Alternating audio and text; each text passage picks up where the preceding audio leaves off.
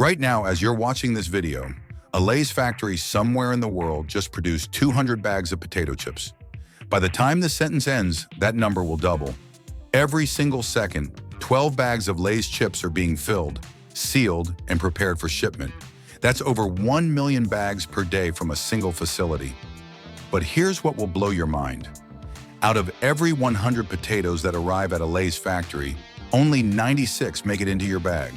The other 4 are rejected by machines that can detect flaws invisible to the human eye.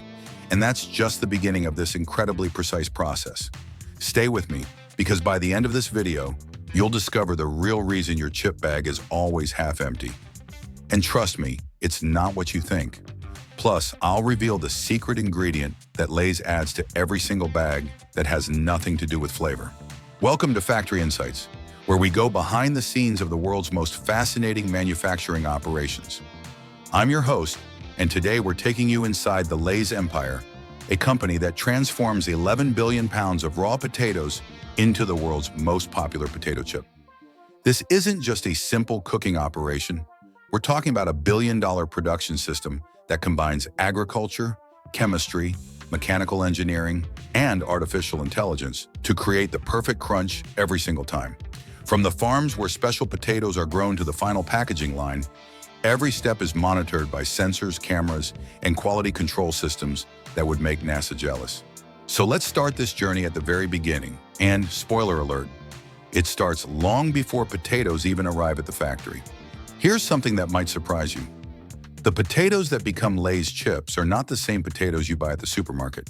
In fact, you couldn't make a proper Lay's chip even if you tried using store-bought potatoes in the exact same recipe. Lay's uses varieties called chipping potatoes, specifically bred cultivars like Lady Rosetta, Chipotle, and Atlantic. These aren't your typical russet or Yukon Gold. These potatoes have been genetically selected over decades for 3 critical characteristics: low sugar content, high starch levels, and low moisture. Why does this matter? Because when you fry a potato with high sugar content, it caramelizes and turns dark brown or even black. It tastes bitter and burns easily. The low sugar chipping potatoes create that perfect golden color you expect from Lay's. Lay's doesn't just buy these potatoes from random suppliers. They contract directly with farmers across North America, providing them with specific seed potatoes and detailed growing instructions. The company's agricultural specialists visit these farms regularly, testing soil composition, monitoring growing conditions, and ensuring every potato meets their exact specifications. But here's where it gets really interesting. Potatoes are seasonal crops, yet Lay's produces chips 365 days a year. How? They store mountains of potatoes in climate-controlled facilities where temperature and humidity are regulated to the exact degree. These storage warehouses keep potatoes in a state of suspended animation, not quite dormant, but not actively growing either. The temperature is maintained at precisely 48 degrees Fahrenheit. 1 degree warmer, and the potatoes start converting starch to sugar. 1 degree colder, and the starch turns into an undesirable sweetness. This precision continues throughout the entire process, as you'll see. When a truckload of potatoes arrives at a Lay's facility, and we're talking about 50,000-pound shipments, the quality control process begins immediately. Before these potatoes even enter the building, samples are taken and tested. Workers perform what's called a specific gravity test, dropping potatoes into saltwater solutions of varying densities. Potatoes with the right starch content sink to a specific level, while those with too much moisture or wrong composition float differently. It's a simple but effective preliminary screening. Then comes the wash. The potatoes are dumped into massive water channels where they flow through the facility like a river. High-pressure water jets and rotating brushes scrub away dirt, small rocks, and debris. But this isn't just cleaning. The water flow is engineered to sort potatoes by size and density. Damaged potatoes, ones with soft spots or disease, behave differently in water. They float at different levels or tumble differently through the channels. Workers stationed along these water routes pull out obvious defects, but the really impressive part is what happens next.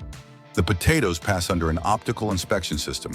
High-resolution cameras capture multiple images of each potato from different angles. Artificial intelligence algorithms trained on millions of potato images, analyze each one in milliseconds. They're looking for green spots, which indicate toxic solanine, cuts, bruises, irregular shapes, and dozens of other potential defects. Any potato that doesn't meet standards gets hit with a precision air jet and knocked off the production line into a reject bin. These rejects don't go to waste, though. They're sold as animal feed or sent to processing facilities that make products with less stringent requirements. The potatoes that pass inspection now move toward their transformation. But before they get sliced, there's one more crucial step that most people never think about. The accepted potatoes now enter the peeling and slicing area, and this is where precision engineering takes center stage. Some Lay's varieties keep the skin on, but for classic chips, the potatoes go through steam peelers or abrasive peelers that remove the skin while wasting as little potato as possible. Now comes the slicing, and I need you to understand just how precise this operation is. The blades that slice these potatoes are cutting each slice to exactly 0.066 inches thick. Not 0.065, not 0.070, exactly 0.066 inches. Why this exact thickness?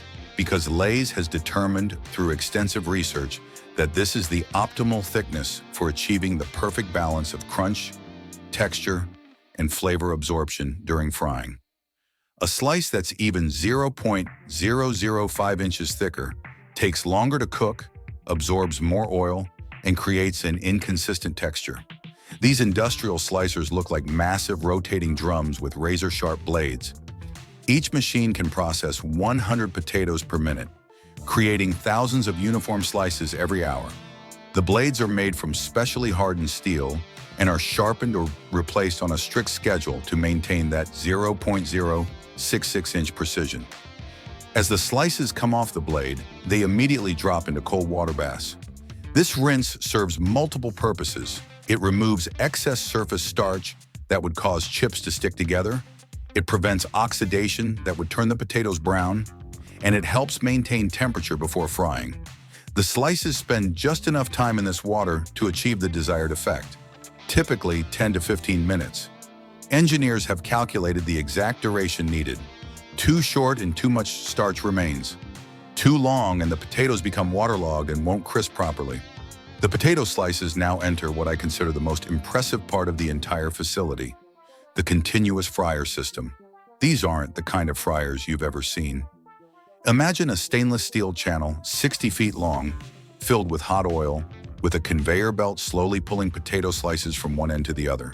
The oil is heated to exactly 375 degrees Fahrenheit and maintained at this temperature with incredible precision. Sensors throughout the fryer measure temperature hundreds of times per second, and automatic systems adjust heat instantly to compensate for the cooling effect of incoming potato slices. The journey through this fryer takes approximately 3 minutes. During this time, the potato slices undergo a complete transformation. Water inside the potato cells turns to steam and escapes, creating thousands of tiny air pockets that give the chip its characteristic crunch.